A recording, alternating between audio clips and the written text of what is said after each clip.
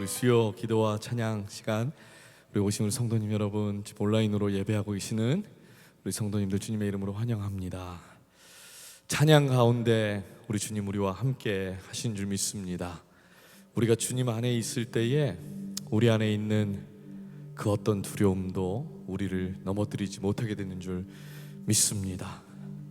우리 그 구원의 주님, 우리에게 힘 주시는 그 주님께 우리 영광의 박수 올려드리고 함께 찬양하며 나아가겠습니다.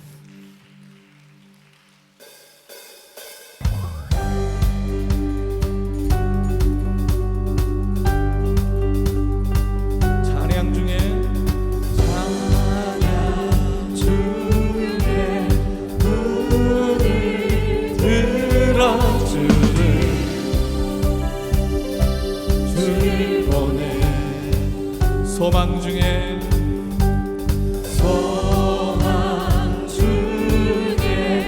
마음 다해 주나 나날 안에 주님을 볼 때 나에게 힘 주시네. 주님 안에 모든 두려움 사라져 호산나 호산나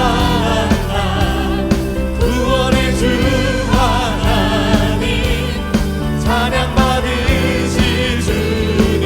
호산나 호산나 호산나 내 안에 임하셔서 주님의 뜻 이루소서.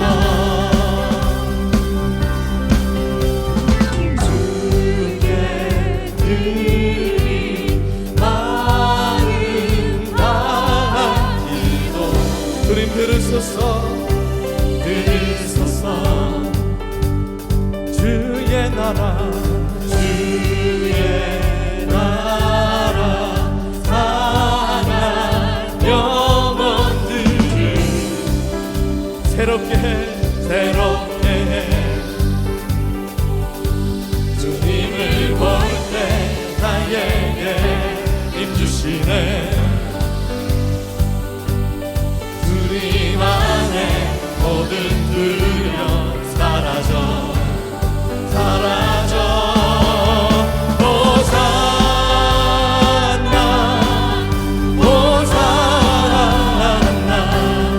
구원의 주 하나님 찬양 받으실 주. 호산나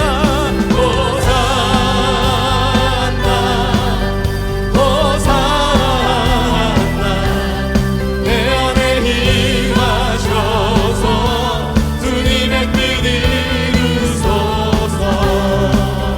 주님을 볼 때 나에게 힘 주시. 여러분 믿으십니까? 주님 안에 모든 두려움 사라져. 주님을 볼 때에 나에게 힘 주시네. 주님 안에 모든 두려움 사라져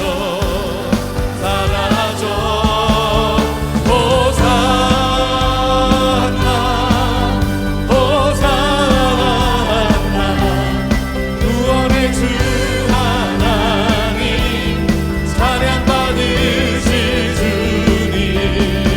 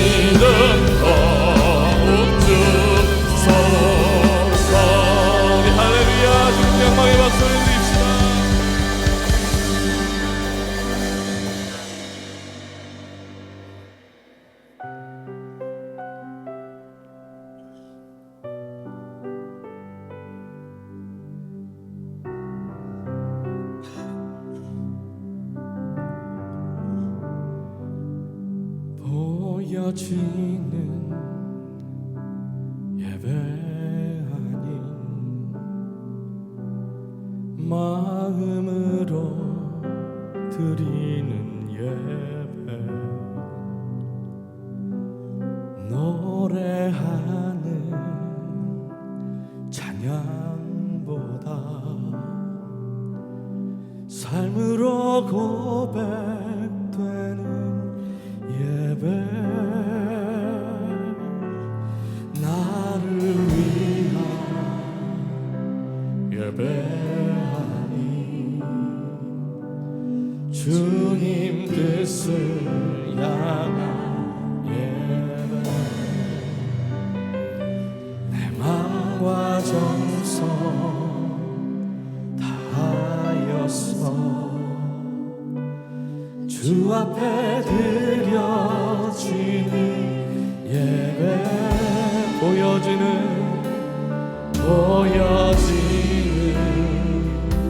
예배 아니 마음으로 드리는 예배, 노래하는 찬양보다 삶으로 고백되는 예배, 나를 위한 예배 아니 주님 뜻을 향한 예배, 내 마음과 정성 다하여서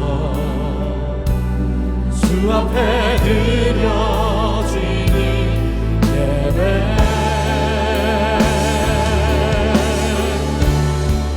주 앞에 엎드려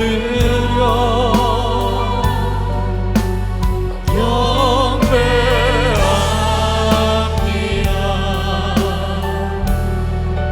온전한 예배, 내 맘의 예배, 내 모든 것 받기 합당하신 분, 주 앞에 엎드려 예배합니다. 나의 모든 삶, 나의 모든 뜻, 말씀 앞에 순종하는 삶의 예배 드리기 원하네.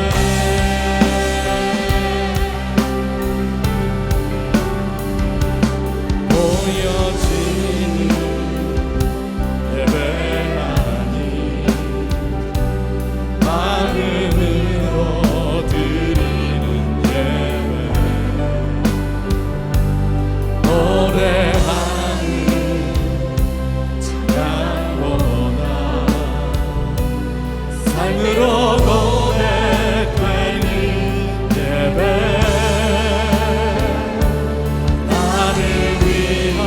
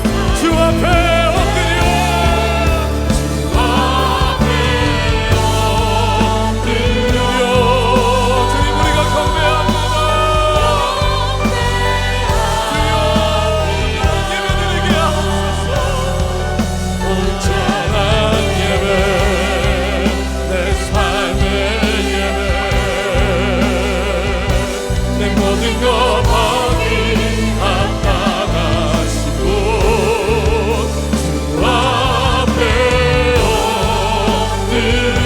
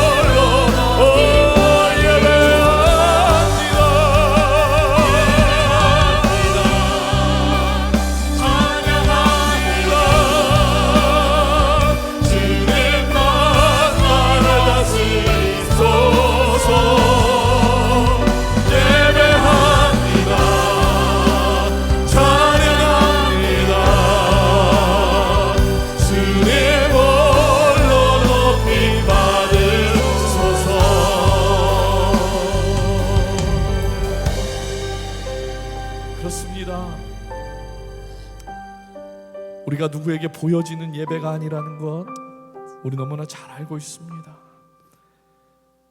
그 한 번의 예배를 통해서도 사람의 인생이 바뀔 수 있는데 하나님은 언제부터인지 이 예배에 대한 갈망, 예배에 대한 이 사모함 없이 습관처럼 드렸던 그렇게 보여지는 예배 하나님 우리가 드리고 있음을 주님 앞에 고백합니다.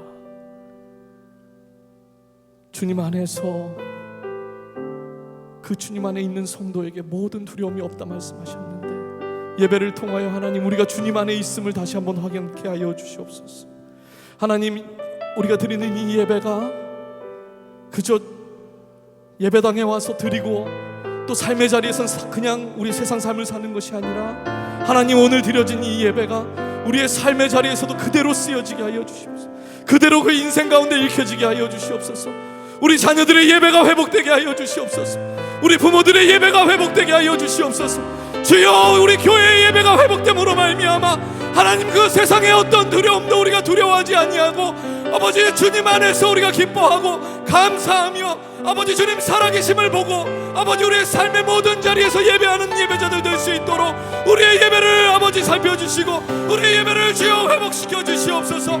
우리 시간 주여 한번 크게 부르짖고 주여 내 삶의 예배가 회복되게 하여 주시고 우리의 자녀의 예배가 회복되게 하여 주시고 우리 부모의 예배가 회복되게 하여 주시고 우리 교회의 예배가 회복되게 주여 붙들어 주시옵소서.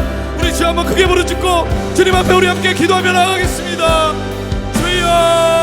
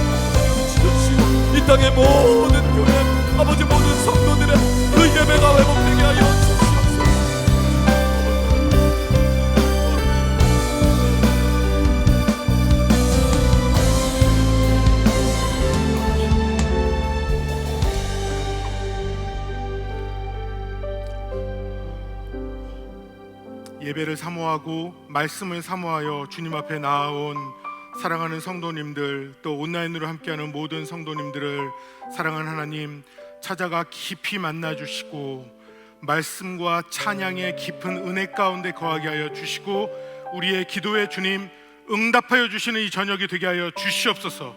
주님이 인도하시고 저희 모두에게 함께 하시기를 다시 한번 소망하며 모든 말씀 전능하신 우리 주 예수님 이름으로 기도합니다.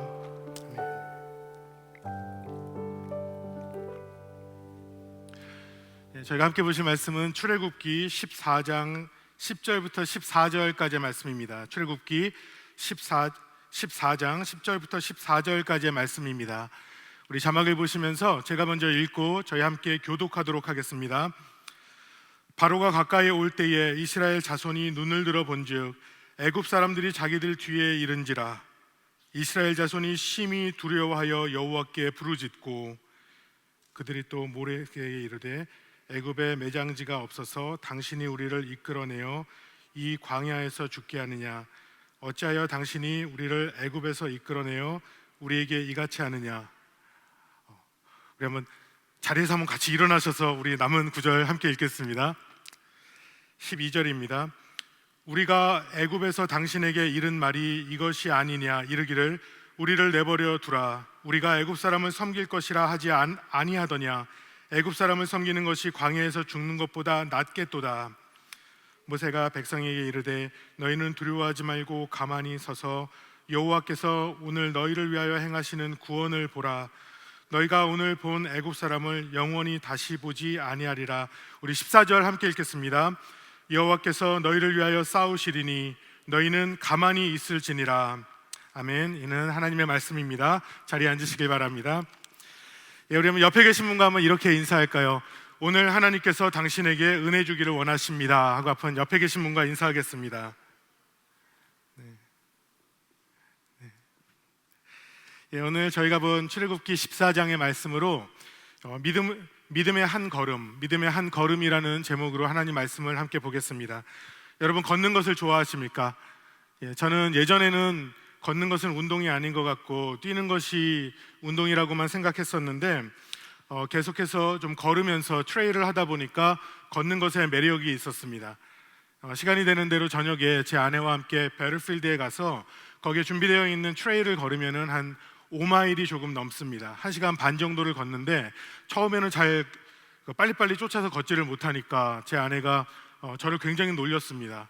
빨리 따라오라고 하고 왜 이렇게 못 걷냐고 하고 지금은 이제 항상 걸으면서 걷는 것이 이렇게 트레일을 걷는 것이 굉장히 저한테 건강에도 좋고 굉장히 즐기게 되었습니다. 걸으면서 많은 생각도 하게 되고 함께 걷는 사람과 대화도 하는 그러한 장점이 있습니다. 지난주에는 한번 걷다가 문득 어떤 생각을 했냐면 사람이 태어나서 죽을 때까지 몇 걸음 정도를 걷는가 궁금했습니다. 누가 이런 것을 감히 궁금해할까 이렇게 생각할 수 있는지 모르지만 구글에 찾아보니까 또 거기에 보통 사람들이 얼마나 걷는지가 나와 있더라고요. 걷는 걸음은 무려 인생의 4분의 1을 걷는 데 사용한다고 하는데 그 걷는 걸음이 몇 걸음이냐면 12억 5천 걸음을 걷는다고 합니다. 굉장히 놀랍죠? 이렇게 얘기하면 잘 모르는데 이 거리는 지구를 22바퀴를 도는 거리와 맞먹는다고 합니다. 이게 상상이 되십니까?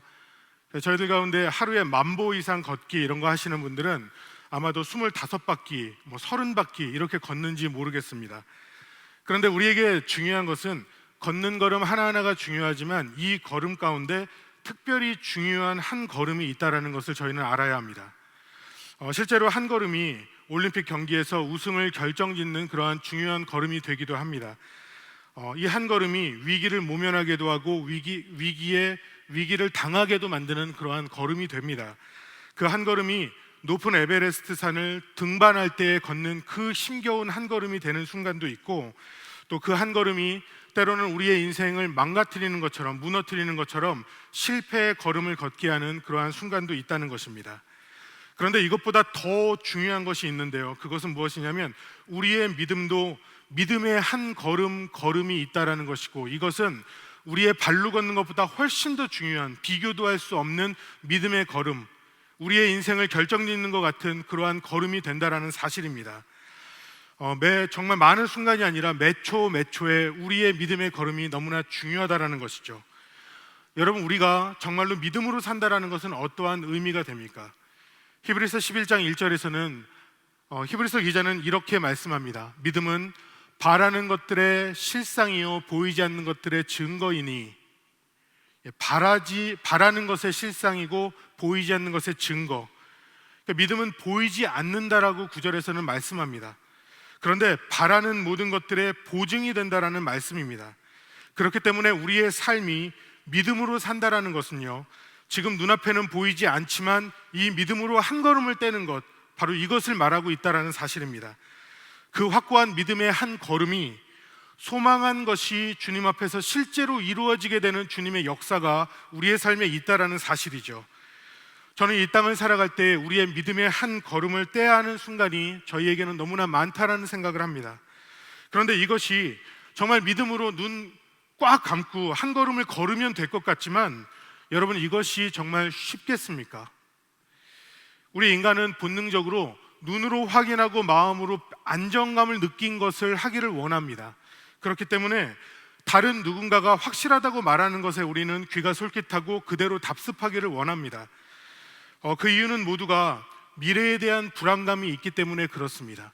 내 눈으로 보지 않고 내 손으로 잡지 않은 것을 믿는다라는 것이 너무나 우리에게 힘들기 때문에 그런 것입니다. 그런데 저와 여러분이 명심해야 되는 가장 중요한 하나님의 말씀, 그 진리가 있습니다. 그것은요, 우리의 삶에 믿음처럼 보이는 믿음이 아닌 것들이 많다라는 것이고, 우리는 진짜 믿음을 붙잡고 이 땅을 살아가야지 승리하는 인생이 된다라는 것입니다. 우리에게는요, 삶을 편하게 해주는 많은 것들이 우리를 너무나 붙잡고 싶게 만드는 그러한 가짜 믿음을 만들어내는 그런 역할을 합니다. 이런 것들이 있으면 너무나 좋고 너무나 평안한 것이지만, 그 자체의 의미를 넘어서 삶의 궁극적인 만족감과 안정감을 이런 것들이 준다라고 우리는 생각하고 의지하려고 한다라는 것이죠. 마치 이것만 있으면 다른 무엇도 필요하지 않은 것처럼 우리는 느끼고, 마치 이것만 있으면 불안하지 않고 평안하고 만족감이 넘치는 삶을 살 수 있을 거라고 생각을 하게 만든다는 것입니다. 그런데 우리는요, 진짜를 붙잡아야지 삽니다. 물에 빠져 있는데 썩은 동아줄을 붙잡고 우리가 살기를 기대할 수 있는 것이 아니지 않습니까? 진짜를 붙잡아야지 우리가 산다라는 것이고 승리하는 인생이 된다라는 것입니다. 내가 하나님을 잘 믿고 있는지, 내가 믿고 있는 이 믿음이 참 믿음인지, 이러한 모든 것은 삶의 중요한 순간, 결정적인 순간 내가 무엇을 붙잡고 있는지 그것을 보여주며 우리의 삶에 명확하게 보여줍니다. 바로 위기의 순간 진짜를 붙잡아야 된다는 것, 우리는 그 앞으로 나아가야 한다는 것, 이것을 항상 말씀 속에서 우리들이 되새기고 진짜를 붙잡고 있는 매일의 삶, 이 믿음의 삶이 우리에게는 필요하다는 것입니다. 오늘 본문 말씀은 저희들이 너무나 잘 아는 구절입니다. 모세를 따라서 그 고센 지방을 넘어서 출애굽하기 위해서 온 이스라엘 백성은 위기의 순간에 직면합니다. 앞에는 홍해가 가로막혀 있는데 뒤에는 바로의 군대가 들이닥쳤습니다. 바로 이 순간에 바로의 그 철병거들, 말이 닥치고 군사들이 닥치고 잡히면 모두가 죽을 것 같은 순간이 이들에게 벌어졌다는 것입니다. 헤엄쳐서라도 홍해를 지나가면 되겠는데 250만 명 이상이나 되는 그 많은 사람들이 어떻게 홍해를 헤엄쳐서 건널 수 있겠습니까? 대부분의 사람은 물에 죽거나 군사들에게 칼에 찔리고 창에 찔려 죽게 될 것 같은 그러한 순간을 만나는 것입니다. 바로 이 순간에 이스라엘 백성들에게 하나님께서 원하신 것, 그것은 무엇이냐면 믿음으로 한 걸음을 걷는 것을 주님은 명하시고 원하시고, 그들이 그렇게 했을 때에 주님이 놀라운 일을 행하십니다. 오늘 본문 말씀 속에서 세 가지를 저희가 살펴볼 것인데, 정말 믿음으로 걷는 것이 무엇인지, 믿음으로 발을 떼는 것이 무엇인지를 우리들이 함께 보며 이러한 삶을 살고 주님의 놀라운 역사가 있는 그런 저와 여러분의 삶이 되기를 간절히 바랍니다. 첫 번째로 저희들이 봐야 하는 것입니다. 그것은 믿음의 한 걸음은 무엇으로 시작하는가? 그것은 가장 먼저 주님 앞에 부르짖을 때에 시작됩니다. 주님 앞에 부르짖을 때에 그 삶이 시작됩니다.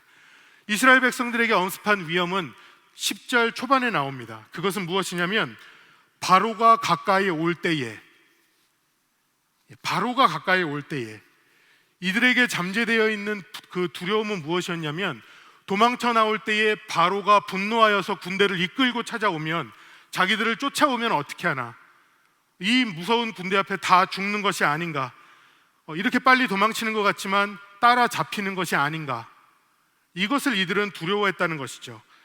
그런데 이 두려움 속에서 이들이 행한 것은 그 다음 그 10절 이어지는 구절을 보면 이렇게 말씀합니다. 바로가 가까이 올 때에 이스라엘 자손이 눈을 들어본즉 애굽 사람이 자기들 뒤에 이른지라. 이스라엘 자손이 심히 두려워하여 여호와께 부르짖고. 자, 여러분, 이들의 반응을 한번 잘 보시기를 바랍니다. 두려웠습니다. 두려웠는데 이들이 두려움 앞에서 한 것이 무엇이었냐면 여호와께 부르짖었다라고 본문에서는 말씀하고 있습니다. 물론 이어지는 11절, 12절 구절을 보면요, 모세에게 이들이 한 말을 보면 지독하게 원망합니다. 불평합니다. 이들이 하는 얘기는 뭐냐면, 내가 애굽 땅에 있을 때에는 종살이하고 있을지라도 이렇게 두려워서 죽을 지경에 놓이지는 않았는데 이렇게 우리를 이끌고 와서 이 광야에서 애굽의 군대에게 죽게 하려고 하느냐, 우리를 여기서 장사 지내기를 원하느냐, 모세에게 지독하게 원망을 합니다. 이들은 전혀 하나님의 그 노예에서 하나님의 백성이 된 것, 10가지 재앙을 통해서 하나님이 얼마나 능력의 하나님이시고 전능하신 하나님이시고 이들의 하나님이 되어주신다는 이 영광스러운 사실 앞에 이들이 감사한 것이 아니라 오히려 그것은 완전히 잊어버리고 지금 이 순간에 죽게 되었다고 원망하고 있습니다.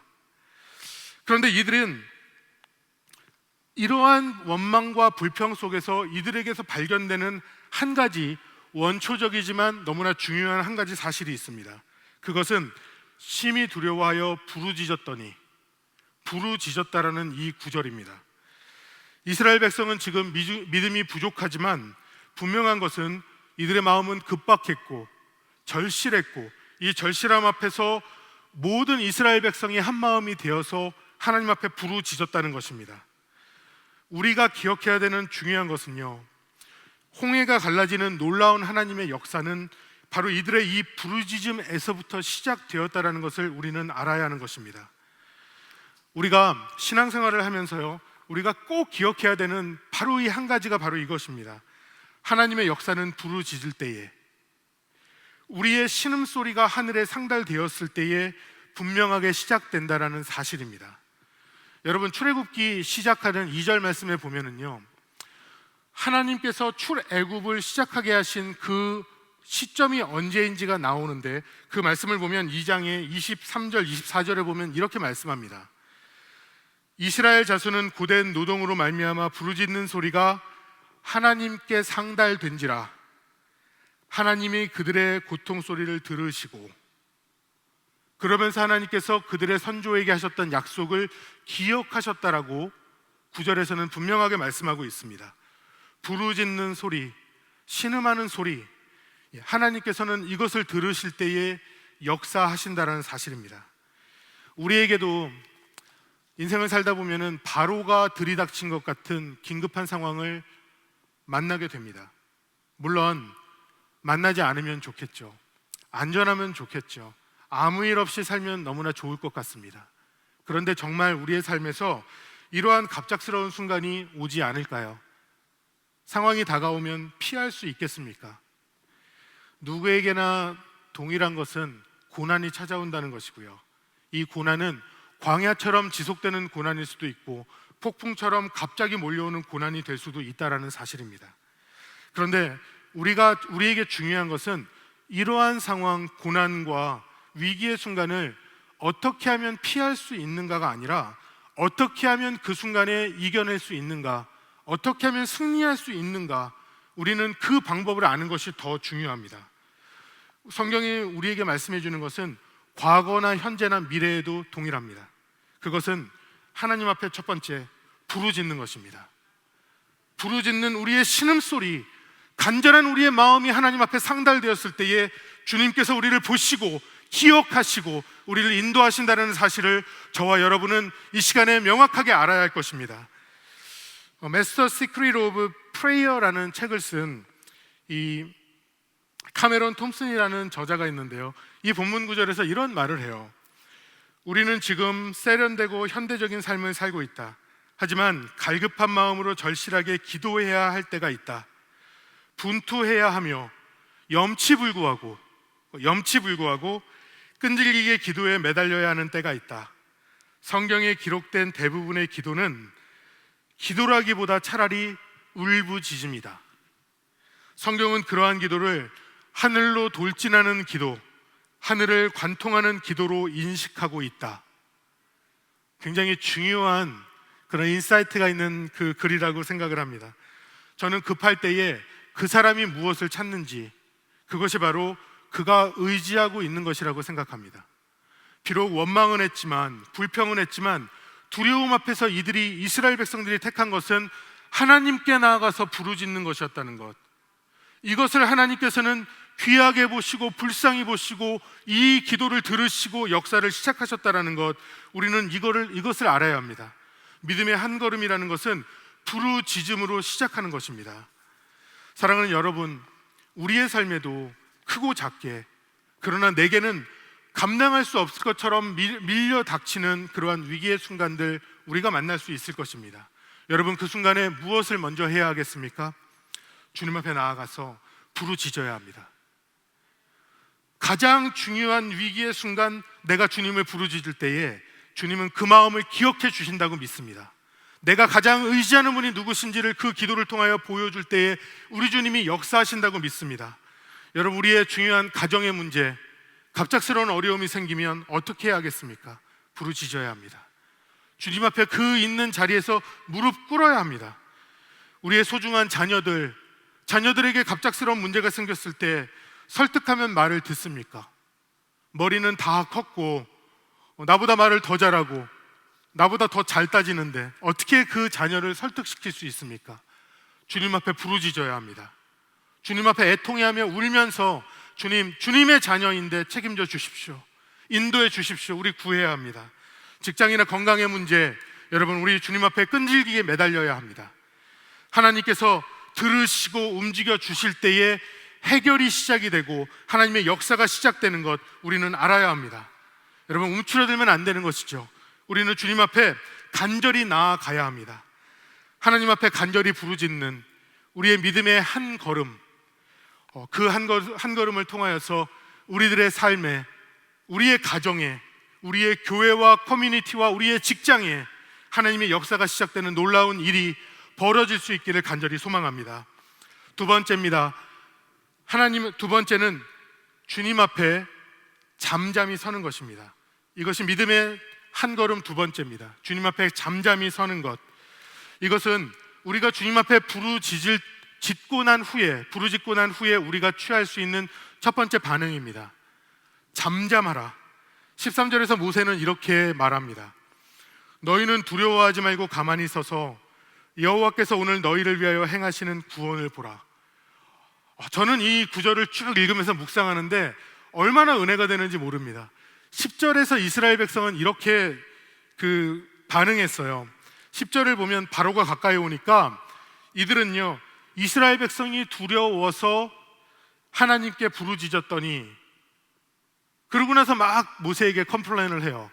그런데 이 13절에 가서는 모세가 전하기를 이스라엘 백성은 두려워하지 말고 하나님께서 행하시는 구원을 보라. 여러분, 이것이 이들의 부르짖음에 대한 하나님의 즉각적인 반응이고 즉각적인 응답이 아닙니까? 부르짖었더니 하나님께서 이제 내가 듣고 행할 것이니 너희는 가만히 있어라. 주님은 지금 그렇게 말씀해주고 있습니다. 그런데 우리가 이 구절을 통해서 한 가지 좀 깊이 알아야 하는 것이 있습니다. 과연 가만히 있다, 이것이 어떠한 의미인가라는 것입니다. 이것은 부르짖은 후에, 기도한 후에 무책임하게 가만히 있으면서 관람하듯이 그냥 지켜보고 있으라는 그러한 의미가 아닙니다. 이 가만히 있다라는 이 단어, 히브리어는요, 하라슈라는 단어인데, 이것은 원래 원어의 의미는요, 농부가 온 힘을 다해서 밭을 갈고 씨를 뿌리고 난 이후에 그 다음에 이 뿌려진 씨앗이 자라나고 열매를 맺는 것을 지켜보는 것, 이것을 가만히 있다라고 말하면서 하라시라는 단어를 사용합니다. 그러니까 이 의미는요, 가만히 있다라는 것은 내가 그냥 정말 아무것도 안 하고 무기력하게 무책임하게 있는 그것을 말하는 것이 아니라 우리가 부르짖고 내가 할 수 있는 일을 열심히 하면서 하나님의 역사를 지켜보라는 것입니다. 왜냐하면 열심히 할 수 있지만, 부르짖을 수 있지만 결과는 내 손에 있는 것이 아니라 하나님께 있지 않습니까? 계획은 하나님의 손에 있지 않습니까? 하나님께서 부르짖었을 때에 어떻게 인도하시는지를 보라는 것입니다. 내가 주님 앞에 열심으로 땀 흘리며 나아갔을 때에 어떠한 열매를 맺어주시는지를 보라는 의미가 됩니다. 이 단어를 조금 더 연구하면요, 스바냐서 3장 17절, 저희들이 굉장히 잘 아는 구절입니다. 여기서는 너희 하나님 여호와가 너희 가운데 계시니 그는 구원을 베푸실 전능자시라. 그가 너를 인하여 기쁨을 이기지 못하여 하시며 너를 잠잠히 사랑하시며 너로 인하여 즐거이 부르며 기뻐하시리라 하리라. 이 구절에서 보면 너를 잠잠히 사랑하시며 할 때 이 잠잠이라는 단어가 하라시라는 같은 단어를 사용합니다. 그런데 이 같은 단어를 사용하면은 저희들이 받아들일 때에 이 구절이 조금 이상합니다. 너희는 너를 가만히 있으며 사랑하시며, 이게 도대체 어떻게 풀이해야 되는지 모르겠죠.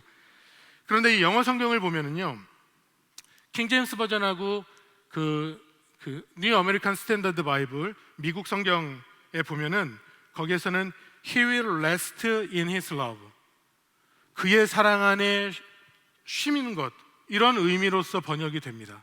그런데 NIV 성경을 보면 He will quiet you with his love, 그의 사랑으로 너를 조용케 하시며, 조금 더 그의 사랑 안에 우리가 잠잠하다라는 의미로 이렇게 말씀하죠.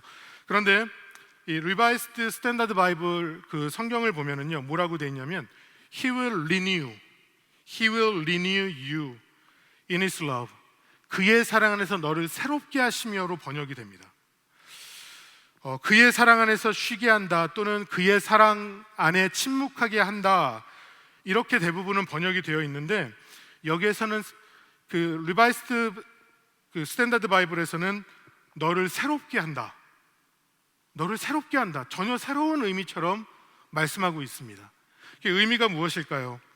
그것은 전능하신 하나님의 사랑 안에 가만히 있는다는 게 과연 어떠한 의미인가? 전능하신 하나님의 사랑이 내 안에 가득히 넘치면, 여러분, 내가 가만히 있을 수 있겠습니까? 그 사랑이 내 안에서 흘러 넘치고 나를 얼마나 사랑하시는지를 주님께서 알게 하시는데 내 심령이 새로워지죠. 주의 사랑에 감동하여서 내가 변화되고, 주의 사랑에 감동하여서 담대하여지고, 주의 그 사랑이 내 안에 흘러 넘치면 거룩하여지고, 주님의 말씀을 보기를 원하고 기도하며 주님 앞에 나아가서 깊이 교제하기를 원하는 것, 여러분, 그게 우리 안에 주의 사랑이 넘칠 때 나타나는 그러한 반응이 아닙니까? 뉴 리바이스드 스탠다드 버전에서 말하고 있는 것은 하나님의 사랑이 내 안에 가득히 채워지면 나는 새로워질 수밖에 없다라는 것을 말씀하고 있다라는 사실입니다. 그래서 이 스바냐서 3장 17절 말씀은요, 이렇게 번역할 수 있어요. 여호와가 너로 인하여 기쁨을 이기지 못하여 하시며 너를 그의 사랑으로 새롭게 하시며 너로 인하여 즐거이 부르며 기뻐하시리라 하리라. 주의 사랑 안에 가만히 있으라, 다시 말하면 주의 사랑으로 새롭게 되라.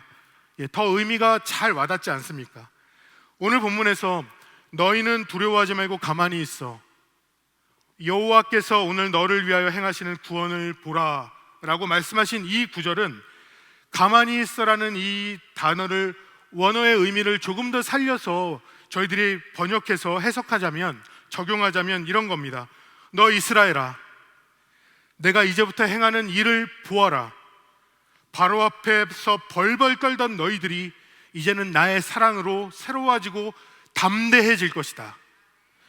원망이 가득했던 이스라엘아, 이제는 나의 사랑 안에서 감사와 기쁨으로 그 심령이 새로워질 것이다. 내 사랑과 은혜 안에서 새로워져라 이스라엘아. 사랑하는 여러분, 저는 이스라엘을 향하여서 잠잠하라고 말씀하신 주님의 이 음성이 저희의 귀와 마음에 생생하게 울려 퍼지는 이 시간이 될 수 있기를 간절히 바랍니다. 주님의 사랑이 우리 안에 가득히 임하면 새로워집니다. 주님의 사랑이 임하면 불가능한 것 같고 막힌 것 같은 상황 속에서 주님이 길을 열어주시고 주님이 나를 인도하여 주시고 책임져 주신다라는 것을 그의 사랑 안에서 확신하게 저희들을 확실하게 믿고 담대한 삶을 살게 됩니다. 여러분, 우리가 주의 깊은 사랑 안에 거할 수 있는 그런 우리의 모습이 되기를 원합니다. 주님은 나를 사랑하시는데 그 주님은 능력의 주님이시고 전능하신 주님이시고 나를 위하여 아들을 주시기까지 무엇이든 하시는 전능하신 하나님, 나의 주님이 되신다라는 것, 여러분 이것을 기억하는 이 저녁 되길 간절히 소망합니다. 그래서 불안과 원망이 가득하고 유혹이 가득한 이 세상에서 이제는 담대하게, 이제는 감사함으로, 거룩함으로 하나님의 장엄한 역사가 새로워진 나의 삶을 통하여서 날마다 일어나는 놀라운 은혜가 있는 삶, 그런 삶을 살아가는 저와 여러분이 되기를 간절히 바랍니다. 세 번째입니다. 마지막으로 믿음의 한 걸음을 걷는다라는 것, 그것은요 주님과 함께 한 걸음을 정말 내딛는 것입니다. 한 걸음을 내딛는 것입니다. 이것은요 믿음의 절망 속에서의 한 걸음입니다. 이것은 실제적인 삶에 적용하여서 행하는 것을 말하고 있습니다. 이것은 불가능하다고 생각되는 그 순간에 가능하다라고 믿는, 주님이 계시기 때문에 가능하다고 믿기 때문에 행하는 것을 말합니다. 여러분, 절망이라는 것이 어떤 것입니까? 절망이라는 것은요 빠져나갈 구멍이 없는 것입니다. 내가 무너졌는데 도저히 일으킬 수 있는 힘이 없는 것입니다. 정말 바닥에 나락에 떨어진 것 같은데 하늘을 보니 붙잡고 올라갈 수 있는 실 한 오라기도 없는 것 같은 그런 순간, 이것이 바로 절망을 말하는 것입니다. 터널 속을 지나가는데 빗줄기 하나 보이지 않는 겁니다. 이것이 절망이죠. 오늘 본문의 이스라엘 백성은 이러한 절망 속에 놓인 것입니다. 홍해가 가로막혀 있어요. 갈 수도 없습니다. 뒤에 바로의 군대가 무섭게 닥쳤습니다. 이스라엘 백성은요 이 순간에 어디로 갈 수가 없는 거예요. 앞으로 갈 수도 없고 뒤로 갈 수도 없고 어느 쪽으로도 갈 수가 없는 겁니다. 그런데 삶에서 우리들이 보면은요 어려움이라는 것은 하나 끝나고 하나가 오면 참 좋을 것 같죠. 그러면 이제 저희들이 한 개 한 개 해결하면 될 것 같습니다. 그런데 삶의 어려움은 몰려서 옵니다.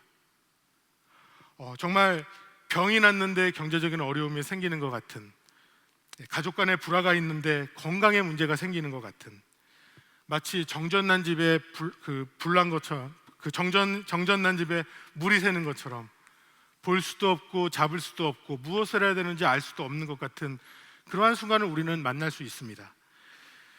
이러한 순간에 이스라엘 백성들은 포기한 것 같았고 다 버린 것 같았지만 주님 앞에 부르짖었습니다. 절망 앞에 죽는 것 같았지만 부르짖었습니다. 그리고 주님께서는 약속하시기를 가만히 있으며 내 사랑 안에 거하며 내가 하는 일을 너희는 보아라. 그리고 지금 말씀하시는 게 14절에서는 가만히 있으라고 말씀하시지만 15절에서는 주님이 이렇게 말씀하세요. 여호와께서 모세에게 이르시되 너는 어찌하여 내게 부르짖느냐? 이스라엘 자손에게 명령하여 앞으로 나아가게 하고, 주님께서는 가만히 있으라고 말씀하셨는데 그 다음에는 앞으로 나아가게 하고, 그리고 이어지는 16절에서 보시면 모세가 지팡이를 가지고 나아갑니다. 흔히 생각하면 모세가 지팡이를 먼저 내었을 때에 홍해물이 갈라진 것 같았지만 9절을 잘 보면은요 15절에서 이스라엘 백성이 먼저 나아가게 했다는 겁니다. 무슨 말입니까? 15절 16절을 보면 모세에게 하나님께서 명하여서 홍해가 갈라지게 하기 전에 먼저 주님이 명하신 것이 무엇이었냐면, 그것은 이스라엘 백성이 홍해 앞으로 믿음으로 한 걸음 내디드라고 주님이 그것을 말씀하셨습니다. 즉 주님께서 바라시는 것은 절망 가운데 빠져 있을지라도 부르짖음으로 주님 앞에 나아갔다면 한 걸음 믿고 행동하라는 것입니다. 믿고 그 일을 하라는 것입니다. 이것이 믿음입니다. 한 걸음 믿음으로 나아갔을 때 주님이 약속하시는 것이 무엇이냐면, 너희들 앞에 홍해가 가로막혀 있을지라도 내가 갈라주겠다. 믿음으로 했기 때문에 내가 책임져 주겠다. 주님은 그것을 말씀하십니다. 여러분, 하나님께서 이 이스라엘 땅은 보면은요 하나님께서 이들을 인도하실 때에 그 고센 땅에서 시내 반도를 지나서 이스라엘로 갈 때에 갈 수 있는 길이 많았습니다.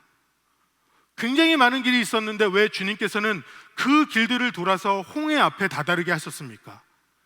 바로 이스라엘 백성들 앞에 주님이 믿음으로 한 걸음 이들이 나아갔을 때에 갈라지는 것을 보여지게 하시면서 이들이 큰 믿음을 갖기를 원하는 그런 주님의 마음이 있었기 때문입니다. 주님께서는 인도하시면서 책임져 주신다는 거예요. 홍해가 있어도 내가 갈라주겠다. 신약에서 보면은 베드로가 물 위로 한 걸음을 내딛는 장면이 나옵니다. 예수님께서 물 위를 걸어오실 때에 베드로가 믿음으로 물 위에 뛰어듭니다. 그리고 몇 걸음을 걷다가 풍랑이 있는 것을 보면서 두려워해서 물에 다시 빠지죠. 그리고 예수님께서는 이 믿음이 연약한 자여라고 말씀하시면서 베드로를 건져주십니다. 저는 이 구절을 묵상할 때 처음에는 이 베드로가 조금 더 믿음이 있었으면 그냥 물 위를 계속 걸었을 텐데 이렇게 생각을 했어요. 그런데 계속 묵상을 하면서 이 메시지를 통해서 알게 되는 것은 무엇이냐면, 주님이 나와 함께 계시다면, 내가 믿음으로 물 위에 발을 얹었다면, 발을 내딛었다면 빠지더라도 주님이 건져주신다는 약속입니다. 내가 물에 빠져서 허우적거리는 거 주님이 바라지 않으신다는 것입니다. 믿음으로 발을 내딛었을 때에 물속에 들어갔을지라도 건져주실 것이고, 홍해 앞에 다다랐을 것이라도 이것을 갈라주실 것이고, 책임져 주시고 인도해 주실 것이라는 하나님의 놀라운 약속이라는 것을 우리는 기억할 수 있기를 간절히 바랍니다. 두려움 앞에 직면하였을 때 우리가 무엇으로 이 앞에 섰는지에 따라서 저는 우리의 인생 길이, 우리의 삶이 완전하게 달라진다라는 생각을 합니다. 전에 다큐멘터리에서 본 이 포르투갈에 대해서 나온 그 영상이었는데 상당히 오래전에 봤는데 제 머릿속에 남아있는 것이 있습니다. 포르투갈이 15세기, 16세기에 바다를 호령하던 그러한 강대국이 되었습니다. 그 배경이 무엇이었냐면, 중국이나 영국이나 굉장히 부강했던 나라들이 있었지만 자신의 대륙에서 물 앞에 다다르면 이것이 끝이라고 생각하고 더 이상 아무것도 하지 않았다라는 것이죠. 그런데 포르투갈은 이러한 상황 속에서 물 앞에 다다랐는데 이것이 끝이 아니라 바다의 시작이라는 생각을 가졌다는 것입니다. 포르투갈에서 제일 서쪽 끝에 가면은 비석에 이런 글이 있다고 그래요. 여기 물이 끝나고 바다가 시작된다. 이 의미는 보는 사람마다 다른데, 하나는 여기가 끝이구나, 이제 바다구나, 더 이상 발을 내딜 곳이 없구나. 다른 하나는요, 여기가 이제 바다가 시작되는 것이구나, 이제 큰 바다가 나를 부르고 있구나. 포르투갈은 이 상황 속에서 바다로 향한 한 걸음을 내딛었을 때 15세기, 16세기를 호령하던 강대국이 되었다는 것입니다. 굉장히 의미가 있지 않습니까? 모두가 끝났다라고 생각하는 그 순간에 정말 내가 발을 내디디면서 할 수 있다고 생각하고 주님 앞에 믿음으로 나아갔을 때에 그것을 통해서 주님이 만들어주시는 놀라운 삶의 역사, 우리는 그것을 기대하고 바라보고 믿음으로 한 걸음을 떼어야 한다는 것입니다. 저는 이 상황 속에서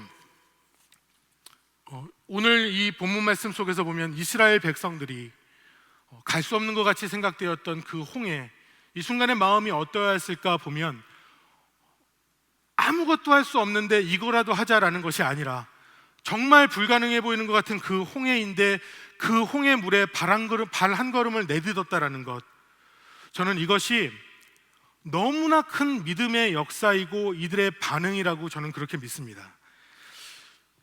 이 본문 말씀에서 19세기의 성경 주석가였던 맥켄토시라는 사람은 이런 말을 해요. 하나님은 결코 한 번에 두 걸음을 안내하지 않으신다. 반드시 내가 먼저 한 걸음을 내딛어야 한다.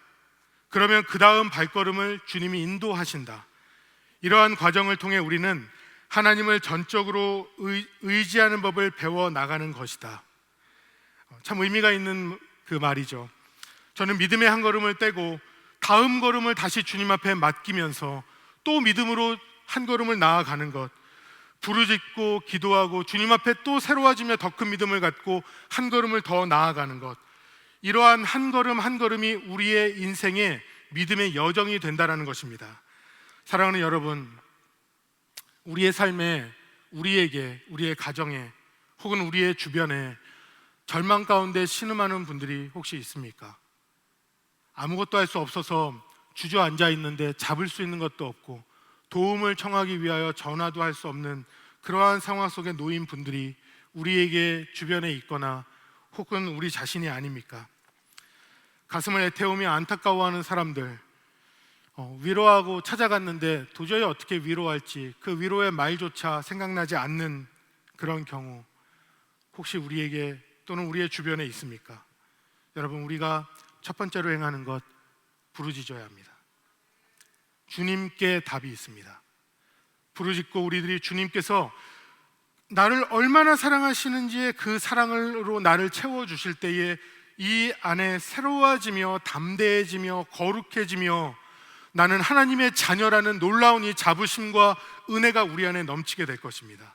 그때에 할 수 없는 것 같았지만 그 행동하는 믿음, 그 한 걸음, 우리는 이 한 걸음 한 걸음을 떼며 하나님의 역사를 보고 주님과 동행하며 나아가는 그러한 우리의 삶이 될 수 있을 것으로 그렇게 믿고 소망합니다.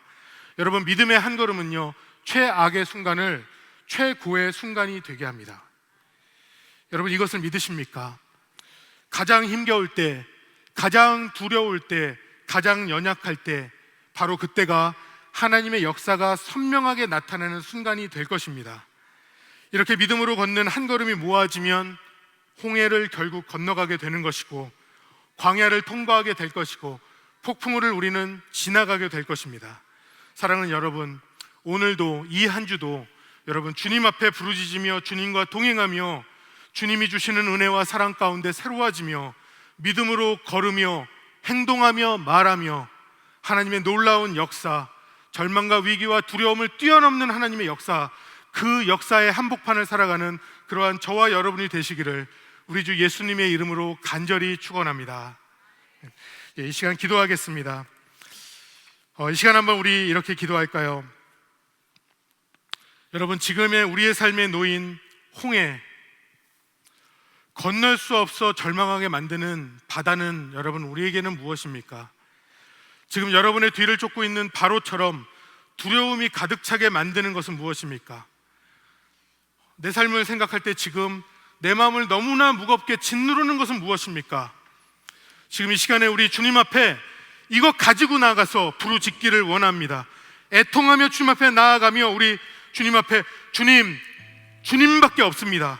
나 정말 주님밖에 없습니다. 주님이 이것을 풀어줄 수 있는 열쇠를 가지고 계십니다. 주님, 직장, 경제적인 문제, 신분의 문제, 건강의 문제, 오직 주님께만 해결의 열쇠가 있습니다. 예수님께서는 그분의 이름으로 무엇이든지 기도하고 구하는 것은 받은 줄로 믿으라고 하셨습니다. 이 시간 우리의 삶의 문제, 무거운 짐, 이거 다 가지고 주님 앞에 나아가기를 원합니다. 부르짖을 때에 주님이 일하시기 시작하십니다. 이 시간에 우리 간절한 마음으로 주여 한번 크게 부르고 이 시간에 합심하여 기도하겠습니다. 주여! 사랑하는 하나님, 내 인생에 아버지 하나님 무거운 것, 두려운 것, 아버지 하나님 감당할 수 없는 것이 내게 있습니다. 하나님, 내가 할 수 없습니다. 너무나 무섭고 두렵고 아버지 무엇을 할 수 있는지 볼 수조차 없습니다. 그러나 사랑하는 하나님 아버지, 간절히 기도하오니 우리 주님께서 저희 가운데 은혜를 베풀어 주시면 아버지 주님이 내 기도에 응답하여 들으시며 주님이 일하실 것을 믿습니다. 사랑하는 하나님, 나의 뒤를 쫓아오는 바로가 내게 있습니다. 아버지는 두려움 가운데 나를 넘어지게 만들고 주저앉게 만드는 일들이 있습니다. 갈 수 없는 것 같은 벽에 다다랐습니다. 그러나 사랑하는 하나님 아버지, 간절히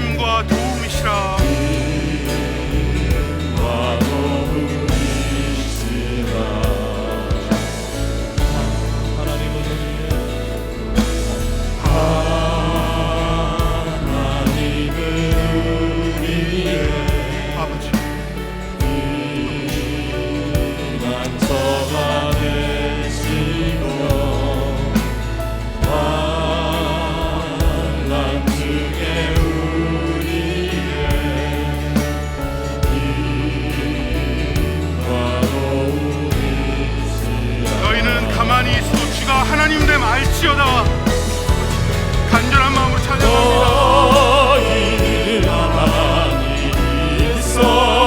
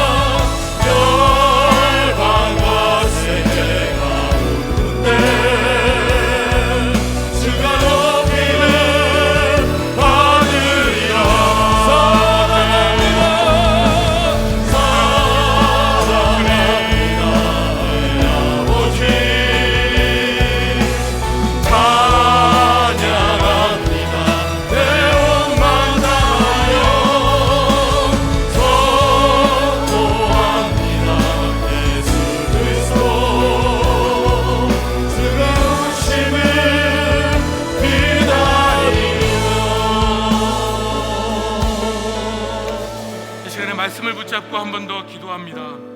주님께서는 너희는 두려워하지 말고 가만히 서서 여호와께서 오늘날 너희를 위하여 행하시는 구원을 보라. 주님 이렇게 말씀하셨습니다. 이 말씀은 주의 사랑으로 새롭게 되고 하나님의 역사 안에 들어가는 삶입니다. 불평과 원망에서 감사와 기쁨으로, 두려움에서 담대함으로, 세속의 삶에서 거룩한 삶으로 주 예수 안에서 새로워지는 것을 말합니다. 그리고 믿음의 한 걸음을 시작하라고 하셨습니다. 이 시간 저희가 주님 앞에 기도하기를 원합니다. 주님, 주의 풍성한 사랑 안에 깊이 잠기게 하여 주시옵소서. 주님, 담대히 믿음으로 한 걸음 걷게 하여 주시옵소서. 내 삶이 주의 영광이 드러나는 삶으로, 주님이 기뻐하시는 믿음의 삶으로 새롭게 되게 하여 주시옵소서. 주님, 나를 인도하시고 나를 사용하여 주시옵소서.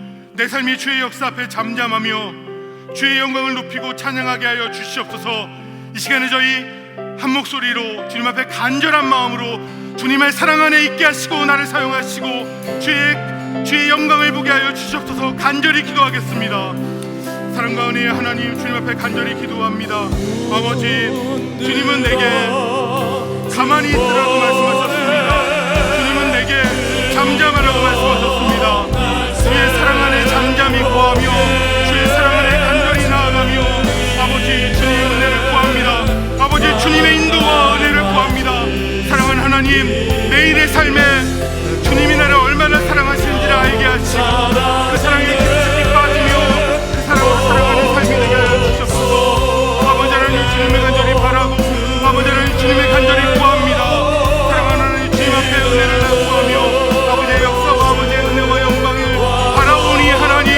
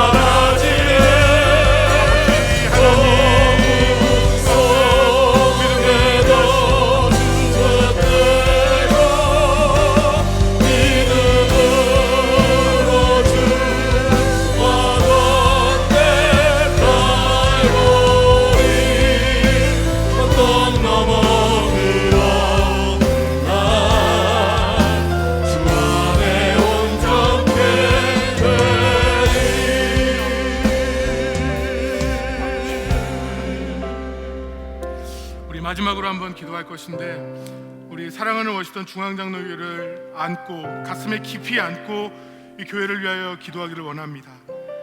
우리 사랑하는 류용열 담임 목사님 위해서 기도해 주실 때에 영육간의 강건함과 성령의 충만함과 강단에서 말씀을 선포하실 때에 그 말씀이 은혜의 빗줄기가 되어 쏟아지는 역사가 일어날 수 있도록 기도해 주시고, 교회 리더십들과 환우들을 위해 기도할 때에 아버지 주님께서 동일한 은혜를 베푸시되 특별히 우리 환우들 주님 앞에 절망 가운데 있을지라도 주의 사랑 안에 날마다 거하며 그 사랑으로 소망을 붙잡고 날마다 부르짖으며 하나님의 역사를 잠잠히 보는 우리들의 환우들, 사랑하는 우리 성도님들 될 수 있도록 기도해 주시고, 무엇보다 우리 자녀들 위하여 기도하여야 합니다.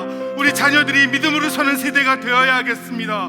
우리의 자녀들이 이 땅을 살아가면서 말씀으로 세워지는 자녀들이 되어야 하고, 세상에서 당당하고 주님 앞에 겸손한 하나님의 종이 되어야 하겠습니다. 이 시간에 우리 주님 앞에 간절히 기도할 때에 사랑하는 교회를 위하여서, 여러 섬기시는 지체들과 류용열 담임 목사님 위하여서, 그리고 특별히 우리 교회에 있는 여러 환우들 위하여서 하나님 이 시간에 은혜를 베풀어 주시옵소서. 하나님 이 시간 찾아가 만나 주시고 소망 가운데 담대함과 치유의 역사와 기적과도 같은 하나님의 섭리로 만져주시옵소서. 이 시간에 저희 주여 한번 크게 부르고 이 시간 한 목소리로 기도하겠습니다. 기도 주여